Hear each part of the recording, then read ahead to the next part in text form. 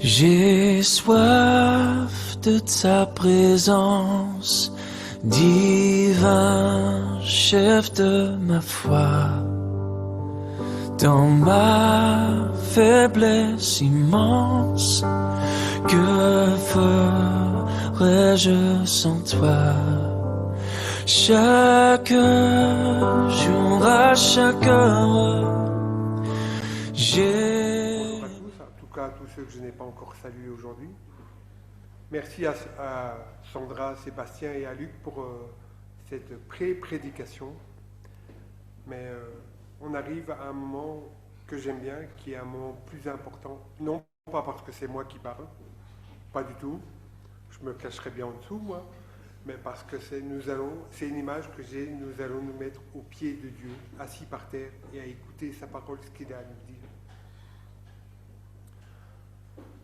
Alors nous avons eu ces 2 dimanches, à part dimanche passé avec la présentation des muets, nous avons eu ces deux derniers dimanches, présentation de 2 personnages bibliques, je vous les rappelle, quoique j'espère que vous n'avez pas oublié, Abraham, et nous avons eu par Émile, Gédéon. Alors quand on regarde à leur vie, ces 2 hommes ont montré par leur vie, par ce que Dieu a fait dans leur vie, a montré et a démontré ses promesses que c'était un Dieu qui ne changeait pas, qui agissait. Quand il disait quelque chose, il le faisait. Je voudrais passer un peu de temps avec vous ce matin, on verra le temps que ça prendra, mais un peu de temps, de vous parler de 2 hommes, 2 autres hommes, qui ne sont pas des personnages bibliques du tout, à moins que, en tout cas qu'ils soient chrétiens, ça je ne sais pas, mais 2 personnages qui sont de notre époque. Peut-être que vous les connaissez, peut-être pas. Est-ce qu'on peut afficher la première image? Est-ce que vous connaissez cette voiture? C'est une Tesla. Est-ce que vous savez qui est derrière? On peut afficher la suivante. Effectivement, c'est Elon Musk, je ne sais pas comment on prononce, qui est le propriétaire de Tesla et entre autres de Twitter. Une fortune estimée à 187 milliards de dollars américains. Je vous laisse la conversion en euros, mais retenez 187 milliards. On peut afficher la troisième. Je vais souvent parler avec la technique aujourd'hui, ne vous inquiétez pas. Est-ce que vous connaissez ce symbole? Amazon. Est-ce que vous savez qui est derrière? Oui, Théo connaît, je l'ai entendu.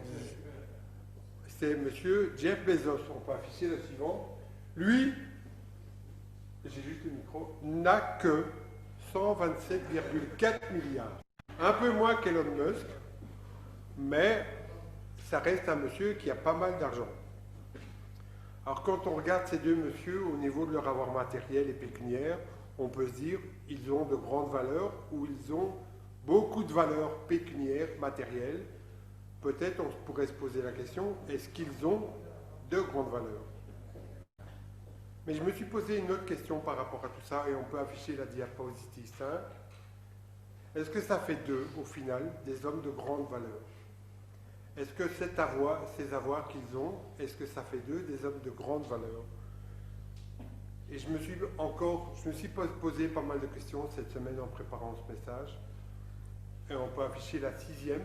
Je sais que je vais regarder souvent là-haut. Mais au final, quel est le prix de votre vie? Quel est le prix de ma vie? Je ne sais pas ce qu'on voit à la 2e question. Quelle est votre valeur aux yeux de Dieu et non aux vôtres, ni à ceux des autres? Donc ma question et le thème que je voudrais aborder avec vous en me mettant sous les yeux de Dieu, justement, c'est de dire quelle est notre valeur à nous aux yeux de Dieu? Est-ce que ce n'est pas le plus important, c'est de savoir comment Dieu nous voit? Quelle est la valeur qu'il nous donne? On peut s'imaginer avoir une telle ou telle valeur nous-mêmes en tant qu'humains, une grande valeur, une moindre valeur. Mais je voudrais voir avec vous quelle est au final et quel est le prix de notre vie aux yeux de Dieu. Quelle est la valeur que Dieu nous donne? Alors pour ne pas déroger à l'habitude, avec 3 points, n'est-ce pas Luc? Le premier qui est, quelle est la vision de Dieu par rapport à notre situation, à notre valeur? Un point 2 qui est, qu'est-ce que Dieu déclare sur notre valeur. Et un troisième point un peu bizarre que j'ai appelé « à vous de jouer ». Et j'ai envie de dire « à nous de jouer ». Je vais essayer de m'y... Alors, pour le premier point, la vision de Dieu. Alors, soyons clairs, et je pense qu'on est tous d'accord avec ça, nous faisons partie du monde en tant qu'humains. Nous ne sommes pas dans le monde ou du monde, mais nous en faisons partie. Et puis, je me suis posé, j'ai eu une réflexion en me disant, mais il y a une sorte de règle non avouée, une règle qui tient dans l'air. Voyant un peu ce que dit notre société, en tout cas, je me suis posé cette question-là. Ben, si on est actif dans la société, et société humaine de manière générale, si on est actif, on est utile à la société. Ou par extension, on a une certaine valeur dans la société. Alors, la société que nous donne la valeur que nous donne cette société peut définir une influence, une expérience, une importance que la société nous renvoie. On peut être considéré comme ayant une haute valeur. À l'inverse, ben l'inverse c'est vrai aussi. Si on est, dans le milieu du travail social, je le vois souvent, si on n'est pas actif dans la société, et toujours uniquement au niveau de la société, on peut dire qu'on devient quelqu'un qui n'est pas utile à la société. Et on peut être qualifié comme un rebut, c'est dur comme mot, mais c'est un peu ça, un rebut de la société, comme étant en queue de peloton, comme étant au bas de l'échelle.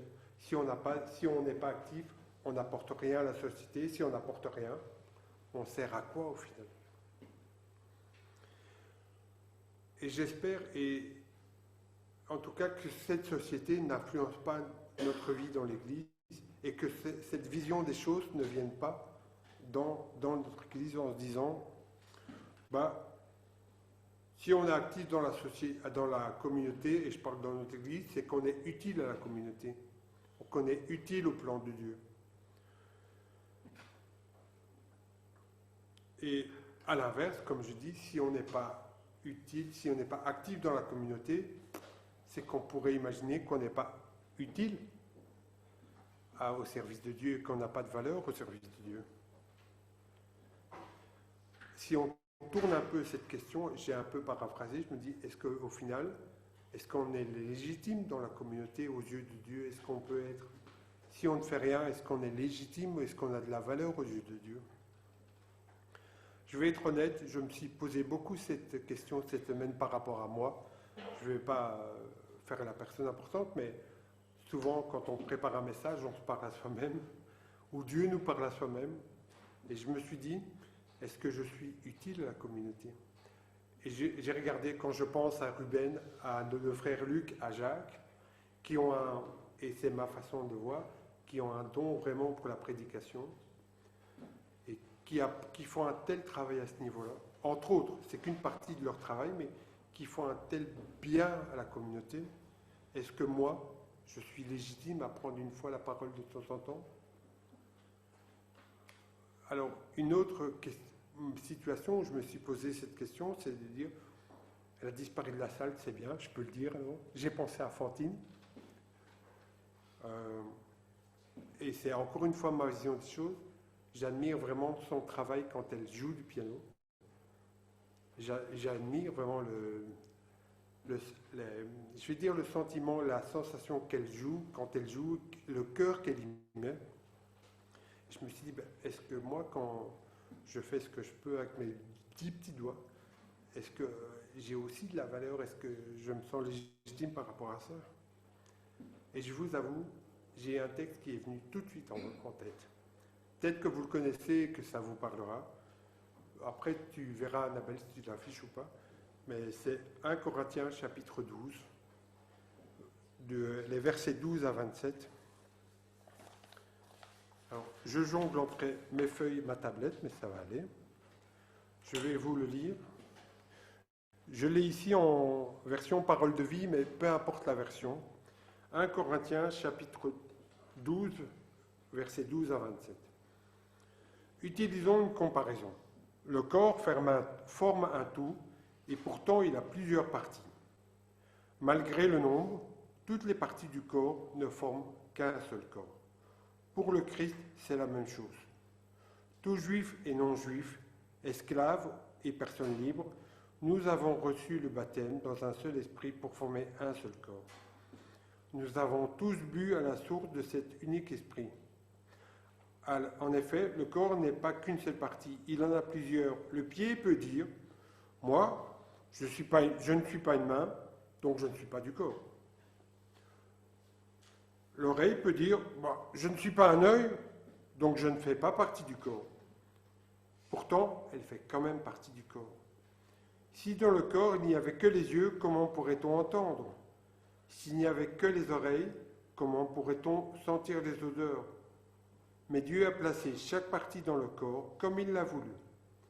Si l'ensemble se compose d'une seule partie, il n'y a pas de corps.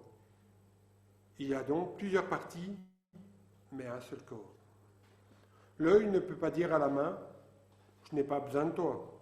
Et la tête ne peut pas dire aux pieds, je n'ai pas besoin de vous.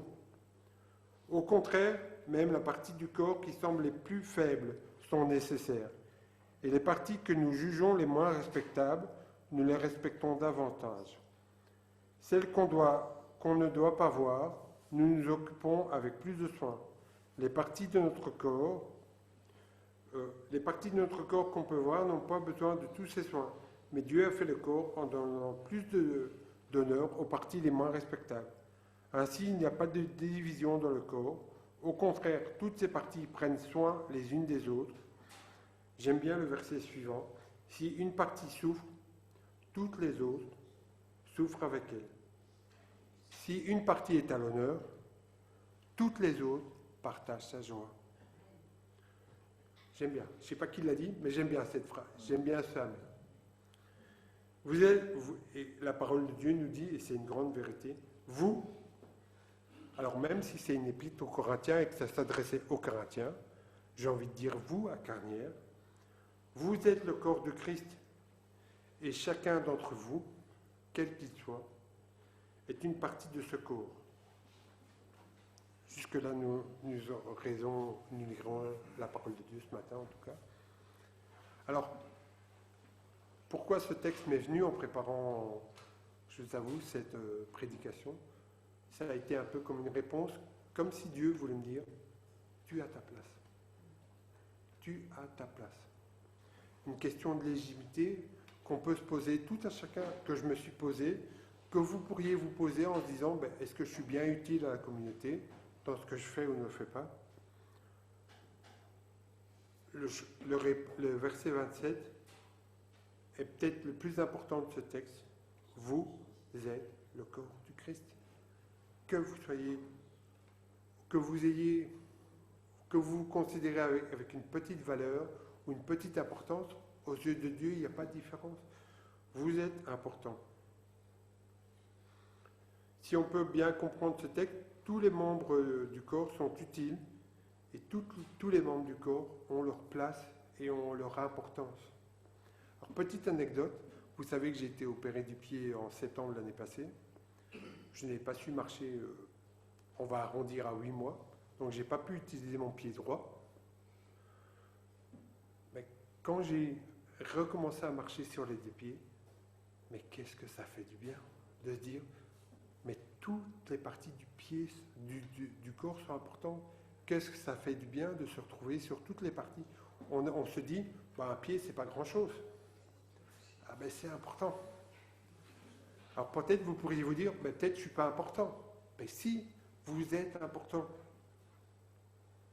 Quelle que soit la place que vous occupez dans l'Église, quel que soit le travail que vous faites, que ce soit, et je pense aux enseignements des enfants, on voit qu'ils sont tous partis avec les moniteurs, mais la place des moniteurs des enfants est importante. On pourrait dire, ce n'est que l'école du dimanche. C'est l'école du dimanche. Il n'y a pas ce n'est que.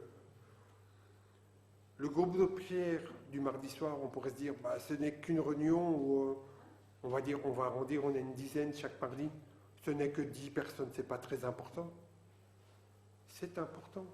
Et tous les membres qui sont dans ce groupe, alors je glisse une petite annonce, rejoignez-nous tant qu'on y est. Plus on est de fous, plus on rit, comme je dis.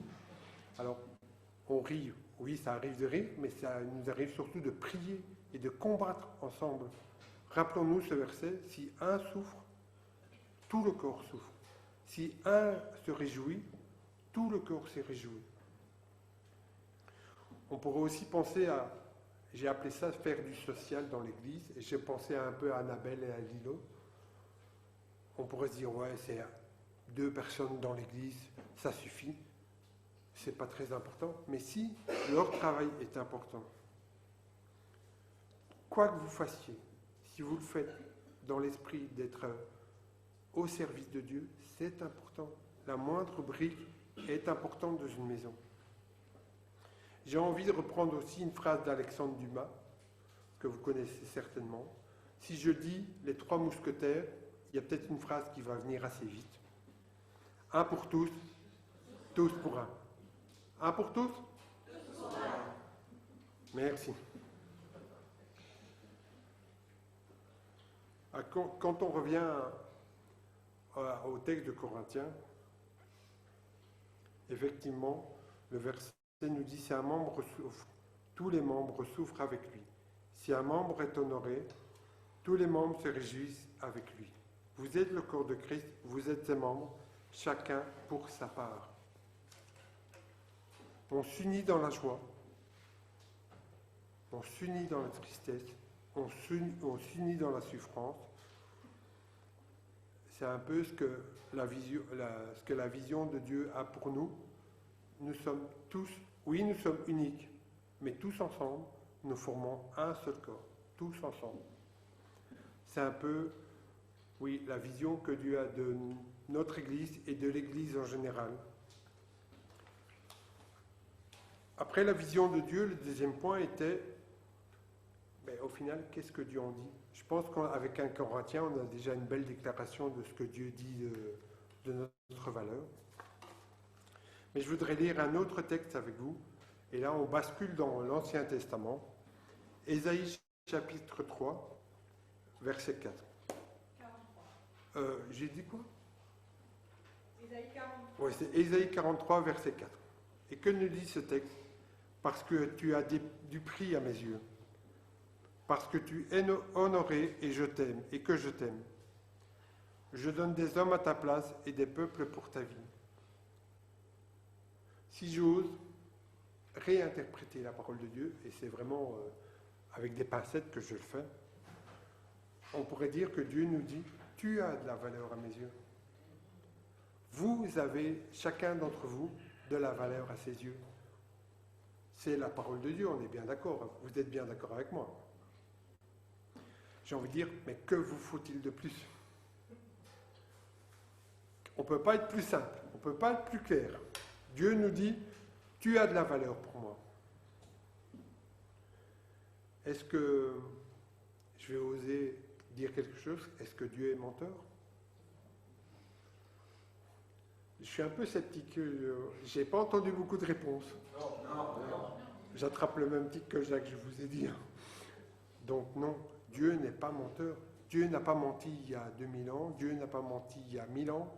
Dieu n'a pas menti maintenant. Et Dieu ne mentira jamais. S'il nous dit, tu as de la valeur, pourquoi allons-nous discuter? Pourquoi discuterions-nous avec Dieu? Est-ce qu'on est assez fou pour discuter avec Dieu et se dire, oh non, moi j'ai pas de valeur? Oh. La parole de Dieu nous dit, tu as de la valeur.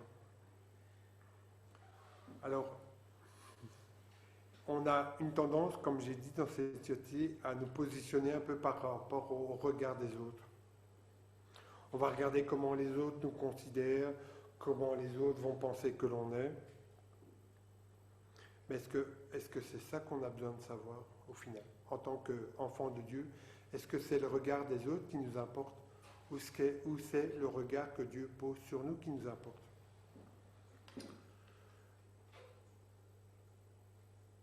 j'aime bien, j'ai pensé à toi, Ruben. Tu dis souvent, et tu signes souvent tes mails en disant « Ayez le regard sur Jésus ».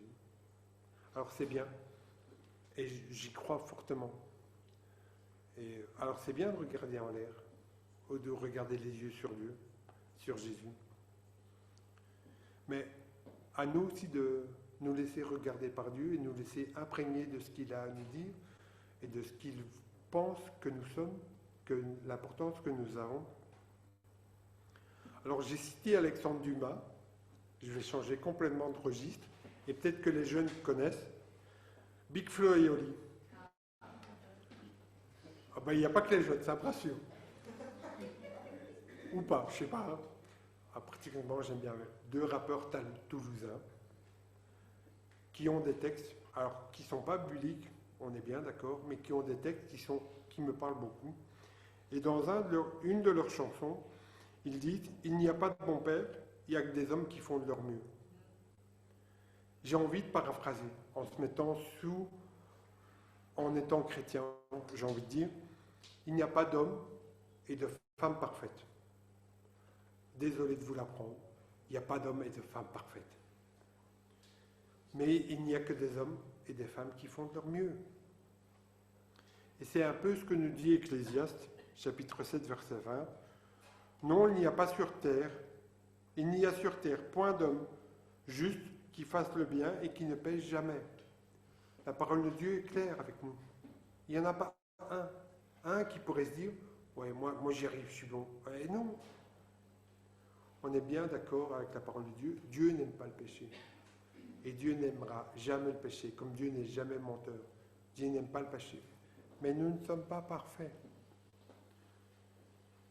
On a tous entendu ou dit peut-être la perfection n'est pas de ce monde. On est bien d'accord. La perfection, on ne l'aura pas sur ce monde. Mais est-ce que ça s'arrête là au final?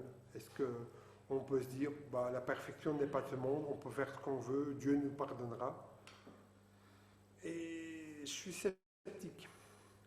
Je suis vraiment sceptique. Et si je me mets de nouveau sous le coup de la parole de Dieu, que nous dit 1 Corinthiens 11, et d'ailleurs Paul nous exhorte à le faire, Paul dira dans 1 Corinthiens 11, « Soyez mes imitateurs ». Alors ça c'est bien, on doit imiter un homme. Et la deuxième partie est un peu plus sérieuse, si on veut dire. « Soyez mes imitateurs comme je le suis moi-même de Christ ». Alors vous savez tous ce qu'est un imitateur.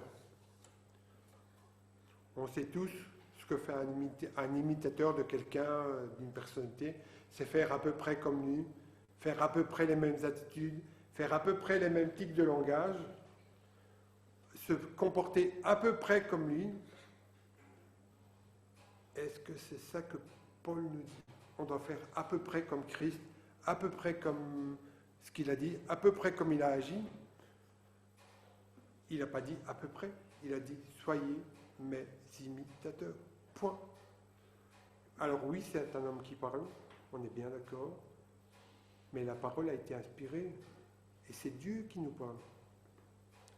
Et c'est ce que Dieu a prévu pour chacun d'entre vous, pour chacun, je me mets dans le même groupe, pour chacun d'entre nous, il nous demande d'être imitateurs de Christ. Point. Pas un peu moins, pas un peu plus, être imitateur de Christ.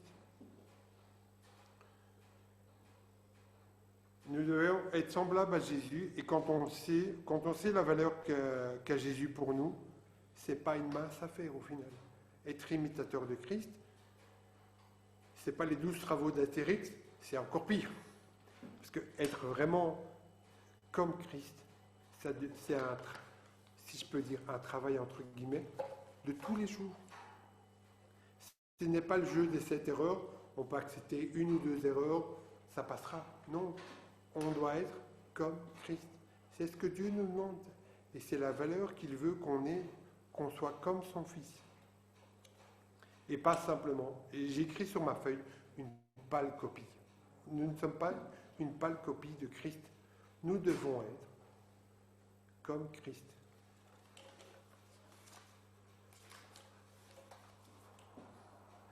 Alors, c'est un peu le moment où je vous parle encore à vous. J'ai appelé ces 3 points à vous de jouer, et je rectifie, je vais dire à nous de jouer. On a vu au point 1 un peu comment Dieu nous voyait, quelle est l'importance, la valeur qu'il nous donnait.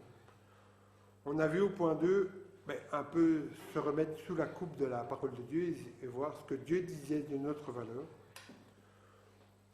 Le point 3, c'est à nous de jouer. Comment faire pour préserver ou comment faire surtout par une juste vision de notre valeur sous le regard de Dieu. Alors, je n'ai pas de baguette magique, ce n'est pas une méthode magique, c'est juste le fruit d'une réflexion guidée par Dieu. Si on regarde à ce qu'on veut vraiment, ce qu'on vaut vraiment, on peut avoir une vision biaisée de notre situation, un peu comme je l'ai eu cette semaine, et se dire j'ai peut-être un peu de valeur, pas assez, pas trop. Il faut juste, et j'ai envie de dire, il faut qu'on ait un regard juste sur notre valeur. Et toujours sous le regard de Dieu, se dire, nous ne sommes que des hommes et des femmes, nous nous mettons sous le regard de Dieu. C'est Dieu qui a la plus belle vision de ce qu'on est, nous. On peut, nous, se dire en tant qu'humains, j'ai telle ou telle valeur. On pourrait toujours se tromper. Mais c'est Dieu qui a la juste valeur de qui on est, de ce qu'on vaut. Et comment pouvons-nous, nous, avoir ce même regard sur nous-mêmes? Il ne faut pas nous regarder comme étant... J'aime bien l'expression, le nombril du monde. De nouveau, vous n'êtes pas le nombril du monde. Je regarde Luc, tu es Luc. Je regarde Ruben, tu es Ruben. Je regarde Lucie parce que je te veux en ligne droite. Tu es Lucie. Tu n'es pas le nombril du monde. Vous êtes enfant de Dieu. Et c'est Dieu qui a la valeur, le juste regard sur qui on est. Alors, ne regardons pas à ce que nous pensons de nous, mais posons notre regard sur la croix. Ayons en tête Ésaïe 53. Je ne sais pas si je l'ai demandé de l'afficher, Annabelle. Ésaïe 53, versets 4 à 5. Et on se pose encore différemment sur la vision, sur qui on est. Que nous dit Ésaïe? Cependant, ce sont nos souffrances qu'il a portées. C'est de nos douleurs qu'il s'est chargé. Et nous l'avons considéré comme puni, frappé de Dieu et humilié. Mais il était blessé pour nos péchés, brisé pour nos iniquités. Le châtiment qui nous donne la paix est retombé sur lui. Et c'est par ces meurtrissures que nous sommes guéris. Quel verset quand même, qui nous replace à notre juste place. Si on regarde à la croix, on a moins d'importance que ce qu'on pourrait imaginer. On a moins d'importance, mais nous avons une telle valeur. En effet, quand on regarde ce texte, tout repose sur la croix de Jésus. Si nous avions dû nous approcher nous-mêmes et faire le geste de se dire je vais essayer de me sauver moi-même, nous n'y serions jamais arrivés. On va être clair. Rappelons juste, avec ce verset d'Ésaïe et tous ceux qui sont associés, que c'est grâce à la croix que nous faisons partie de la famille de Dieu. C'est parce que Dieu a donné son Fils que nous sommes enfants de Dieu. Alors, j'aime bien Jacques parce qu'il dit souvent, oui, il y a la grâce de Dieu, et c'est une vraie grâce que Dieu nous a faite. Il ne faut pas oublier qu'il y a la loi derrière aussi. Et si on avait dû vivre sous la loi, elle est intransigeante, un peu comme nous dit Romains 6, 23, car le salaire du péché, c'est la mort. C'est inéluctable, il n'y a rien à faire. Si on avait dû suivre ce que Dieu dit, qui serions-nous? Quelle valeur aurions-nous pu mettre en avant pour se dire « je vais essayer de me sauver » Non, si on se met sous le coup de la loi, nous n'aurions pas tenu beaucoup, je pense. Il n'y a pas d'autre choix possible, car le salaire du péché, c'est la mort. Alors quand je dis à nous de jouer, on doit tout faire pour mener notre vie à nous de la manière la...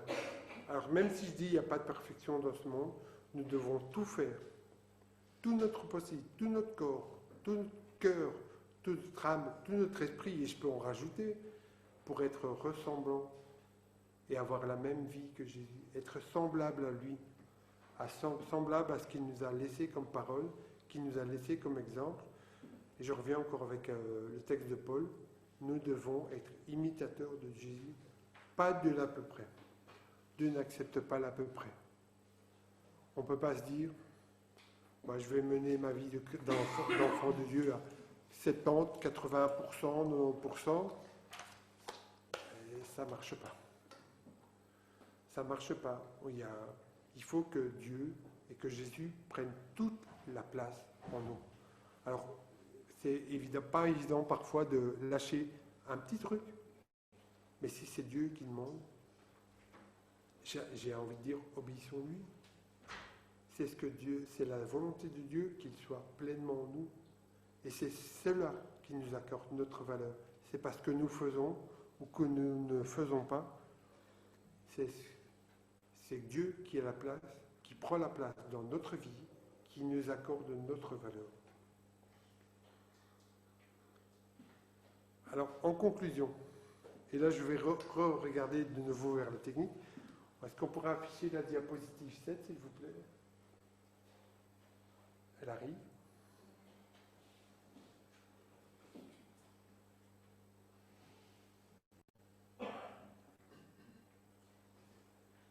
C'est une page. Ah! Non, il n'y a pas de souci, t'inquiète. Question que je me suis posée. En conclusion, pouvez-vous me dire à combien estimez-vous la valeur de votre vie? Alors, j'ai commencé par parler d'Elon Musk. J'ai parlé de Jeff Bezos. Alors, quelques petits instants, je vous laisse la parole. Si vous avez envie, ce n'est pas une obligation. Mais à combien estimez-vous la valeur de votre vie? Qui ose se lancer? Vas-y, Audrey.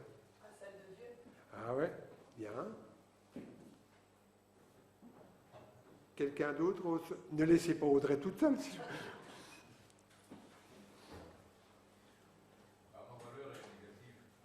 Pardon? Selon mes yeux, ma valeur est négative. Ouais. Selon les yeux de Dieu, D'accord. C'est une autre version. Je vais vous donner ce à quoi je suis arrivé dans ma réflexion. On peut mettre la diapo 8. Là, voilà la valeur de notre vin. Ah! Je peux le lire. Mais je vais tricher un petit peu. Je vais vous mettre la diapositive précédente, ou prochaine. La valeur de notre vie, la voilà, Jean 3,16. Et vous connaissez tous ce texte. Vous ne me ferez jamais croire que vous ne connaissez pas ce texte. S'il y a au moins un verset que vous devez connaître par cœur, c'est celui-là. Mais je voudrais lire un autre texte avec vous. Et j'ai fait appel à Luc, c'est pour que tu comprendras le même pourquoi. La semaine passée, Luc a énoncé un autre verset que je voudrais vous partager avec vous. Et on peut mettre la diapositive 9. Ben, Luc, si tu veux bien, est-ce que tu peux le lire, s'il te plaît? Est-ce que tu veux bien le lire? Je vais le lire. Sachant que ce n'est pas par des choses périssables, par de l'argent ou de l'or que vous avez été rachetés de la vaine manière de vivre que vous aviez hérité de vos pères, mais par le sang précieux de Christ, comme d'un agneau sans défaut et sans tache, prédestiné avant la fondation du monde et manifesté à la fin des temps, à cause de vous, qui, par lui, croyez en Dieu, lequel l'a ressuscité des morts et lui a donné la gloire, en sorte que votre foi et votre espérance reposent sur Dieu. Merci. vivre c'est Christ, mourir un gain. Merci Bernard. C'est vraiment, je me suis posé cette question, mais que vaut notre vie aux yeux de Dieu? C'est surtout le verset 18 qui répond. Alors j'ai enlevé les chiffres des versets, mais sachant que ce n'est pas par des choses périssables, par de l'argent ou de l'or, que vous avez été rachetés de la vaine manière de vivre, mais par le sang précieux de Jésus. Notre vie, elle a valu la mort d'un seul. Et quelle mort? Celle qui nous a donné la vie. Alors, pas physiquement, quoi qu'on pourrait dire, mais spirituellement, c'est la mort de Christ qui nous donne la valeur que nous avons et que nous devons avoir. Si je peux dire, le prix de notre vie ne se compte pas en argent et en or, peu importe les milliards que nous aurions, ou les quelques centimes que nous avons, c'est pas ça qui fait que nous avons de la valeur. Dieu a payé le prix. C'est Dieu qui est, excusez-moi l'expression, est passé à la caisse. Dieu a payé pour nous. Et Dieu a payé pour que toute notre vie lui appartienne. Comme je disais tout à l'heure, pas à 70%, pas à 80%, pas à 90%, pas à 99,9%. Dieu a payé le prix pour que notre vie lui appartienne à 100%. À 100%. Alors essayons, et je vais terminer par là avant la prière, essayons de mener une vie conforme à la valeur que Dieu nous accorde, à la valeur que Dieu a payée au final, que Dieu a payé le prix, c'est la valeur de notre vie. Notre vie, alors même s'il est ressuscité, on en a parlé à Pâques, notre vie vaut celle de Jésus-Christ qui a été crucifié à la croix. Notre vie, et je parle, ma vie, votre vie, et chacun des enfants de Dieu, vaut le prix que Dieu a payé. Et rien que ça, alors ma question de légitimité, elle est répondue. Alors même si je n'ai pas les mêmes talents ou dons que chacun, mais ma vie, elle vaut le prix que Dieu a payé. Et ça, je ne pourrai jamais, jamais, et au grand jamais, la rembourser. C'est un crédit à vie. Et je ne pourrai jamais rembourser, même avec les intérêts. Les intérêts sont... Voilà, c'est Dieu qui a payé le prix. Je vous invite vraiment à mener votre vie en se disant, oui, je suis imitateur de Dieu, mais j'ai de la valeur aux yeux de Dieu. Prions. Merci mon Dieu, parce que au temps de la préparation de ce texte, de cette prédication, je me suis posé pas mal de questions, Seigneur. Alors oui, c'est mes doigts qui ont tapé et écrit, mais c'est toi qui as inspiré, Seigneur, et tu as répondu à ma question. J'ai de la valeur à tes yeux. Et rien ni personne ne pourra nous l'enlever. J'ai envie de te prier pour mes frères et sœurs et se dire, ils ont de la valeur à tes yeux, Seigneur. Quels que soient les regards qui sont posés sur eux par un homme ou par une femme ou par la famille, ils ont de la valeur à tes yeux, Seigneur. Et rien que ça, Seigneur, c'est une grâce incommensurable, Seigneur. Nous avons de la valeur à tes yeux. Nous formons un seul cœur, un seul corps. Et c'est parce que c'est toi qui as payé le prix, Seigneur. Garde-nous et apprends-nous à continuer à vivre ou à vivre tout simplement en ayant cette idée en tête. Merci de la valeur que tu nous accordes, Seigneur. En s'aimant, je veux te prier, te redire merci encore, Seigneur, pour le prix que tu as payé, Seigneur. Amen. Sous la pression, sous la tension,